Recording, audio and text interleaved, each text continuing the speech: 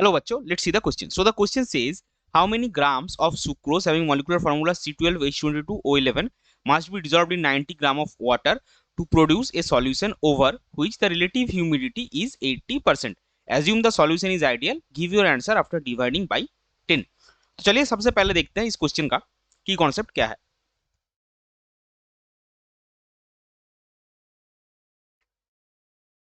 सो इस क्वेश्चन का की कॉन्सेप्ट है relative lowering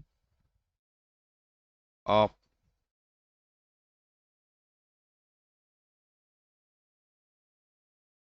vapour pressure. So अभी देखिए यहाँ पे जो आपका वेपर प्रेशर है वो एक्चुअली क्या है, वो आपका एटमॉस्फेरिक प्रेशर है. पी नॉट जो है दैट इज 760 मिलीमीटर एच. और यहाँ पे कोई बोला गया है कि जो रिलेटिव ह्यूमिडिटी होगा वो 80% होगा. तो उसका मतलब क्या है, रिलेटिव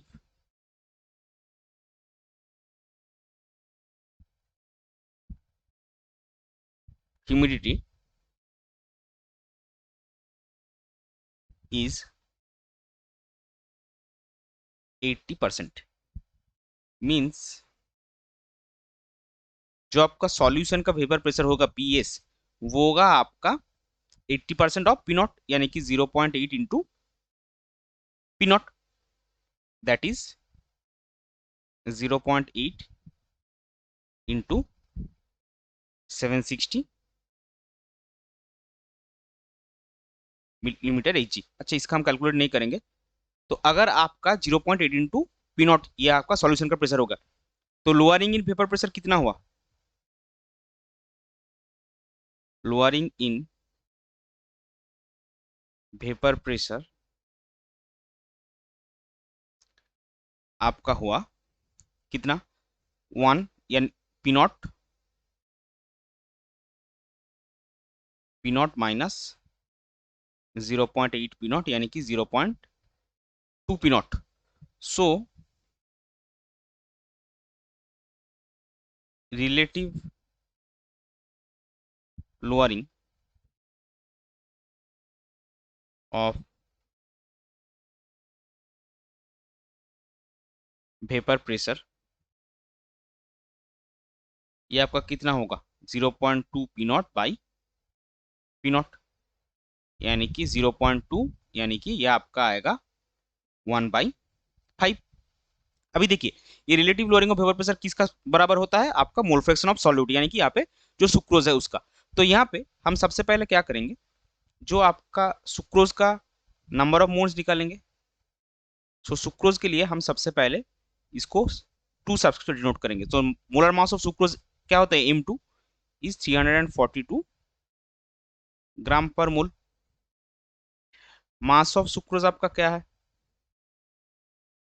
मास ऑफ सुक्रोज यानी कि W2 ये आपका अननोन है और इसको हम W2 ही रखेंगे, ये हमको निकालना है. Mass of sucrose is equal to W2 is equal to unknown. तो N2 आपका क्या आएगा, N2 आपका आएगा W2 by 342. Similarly M water आपका कितना आएगा, M वाटर इसको हम M1 करेंगे, 1 सब्सक्रिप्ट से डिनोट करेंगे. सो M1 क्या आएगा आपका 18 ग्राम पर मोल. और मास ऑफ वाटर कितना है W1 90 ग्राम. सो N1 क्या आएगा, सो N1 आपका आएगा 90 by 18 is equal to 5. So mole fraction of sucrose क्या आएगा, therefore mole fraction of sucrose X2 is equal to आपका आएगा N2 बाई N2 प्लस 1 यानी कि W2 by 342 whole divided by plus 5. और ये किसके बराबर होगा, ये आपका relative lowering of vapour pressure यानी कि 1/5 के बराबर होगा. सो देयरफॉर आप डायरेक्ट लिख लीजिए 1/5 is equal to W2 by 342 divide by W2 by 342 plus 5. और आपको क्या मिलेंगे, W2 by 342 is equal to W2 by, आप 1/5 से मल्टीप्लाई कर रहे हैं नीचे वाला W2 बाई 342 को, और 1/5 इंटू 5 आपका आ जाएगा 1, और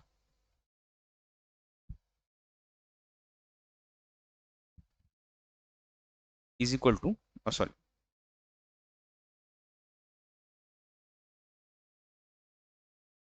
ये आपका 1 के बराबर हो जाएगा। और इसको अगर आप सॉल्व करेंगे तो आपको क्या मिलेगा, 4W2 by 5 into 342 is equal to 1। तो इसका वैल्यू क्या आएगा, इसका वैल्यू आपको मिलेगा, therefore W2 is equal to 342 into 5 by 4, and that will be is equal to 427.5 gram. तो ये हमारा आंसर होना चाहिए था एक्चुअली, लेकिन हमको फाइनल आंसर किस तरह से एक्सप्रेस करना है, give your answer after dividing by 10। सो आपका फाइनल आंसर क्या आएगा,